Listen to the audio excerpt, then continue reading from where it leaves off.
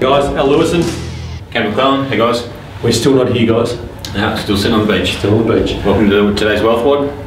Today we're talking about what's going to happen this year. So we've talked already this year about making sure you're ready to do something, take action, how to handle people who are negative towards you and trying to crush your dreams.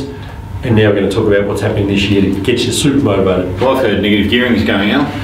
Yeah, I've heard the economy's terrible, absolutely terrible. The bubble's going to burst. House prices are dropping. Interest rates could go down. Could go up. Super reforms. Super reforms. Who knows what's going to go on? It's terrible. Terrible. Terrible time to do anything. Don't do it. Yeah, that's right.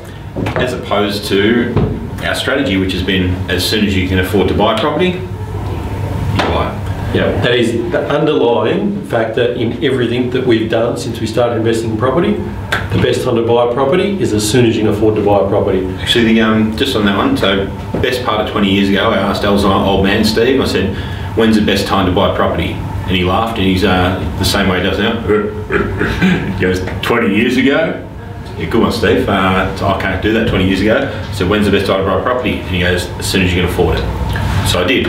Straight away went out and bought a property. I'll tell you what, the market's done a bit of this along the way, but I tell you what, it's ended up here over the long term. That's what investing comes down to, having a long sight rather than a short sight. So what we just said there at the start of this was, they're seriously the negative things we're hearing in the press and around the place. So I'll tell you one thing I will be doing this year.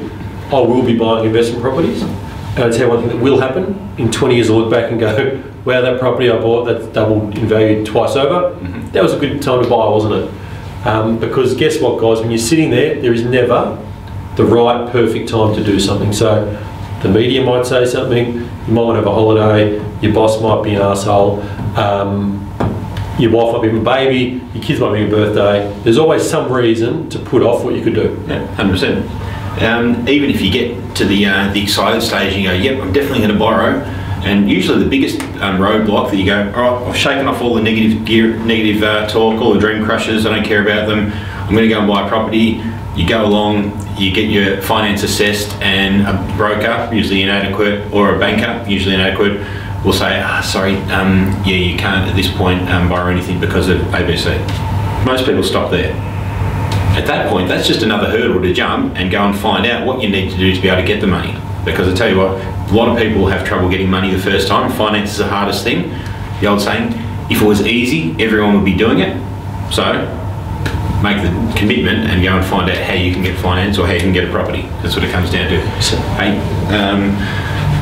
let's go back a step. Exactly what I was saying there about this year's got all these negative things. Let's say in 1989, so I love using this example. 1989, I went and bought a property. Now that's off the back of, a couple of years earlier, you got the share market crash. Times are terrible, interest rates are climbing. They keep climbing. So I bought a property in 89, interest rates keep climbing, the economy goes terrible, and 91, 92, interest rates are at somewhere between 17 and 22%, and the market's taken a dive. And my property's worth a hell of a lot less than I bought it for a few years earlier in 89. What are you talking, like 5%? Yeah, it was terrible. 5% less than you paid. That already had some growth though. Yeah, it wasn't pretty. I'd be pissed off, actually, to be honest. If I'd had that property in 92 and I bought it in 89, I'd be pretty annoyed with myself. How do you feel today, Ken? What, so if I held that property from 89 all the way through to today? Yep. Oh, I'd be going, I wish I bought more of these at the same time. What about if hell froze over in 92 and you bought your property that year? Are you upset today? Be stoked at that point in time, yeah. That's fantastic. So, long term. Forget the small things each year. If you can afford to buy a property and it's going to go up in value over the long term, don't muck around. That covers it? I think so. I think that covers it. Enjoy the beach.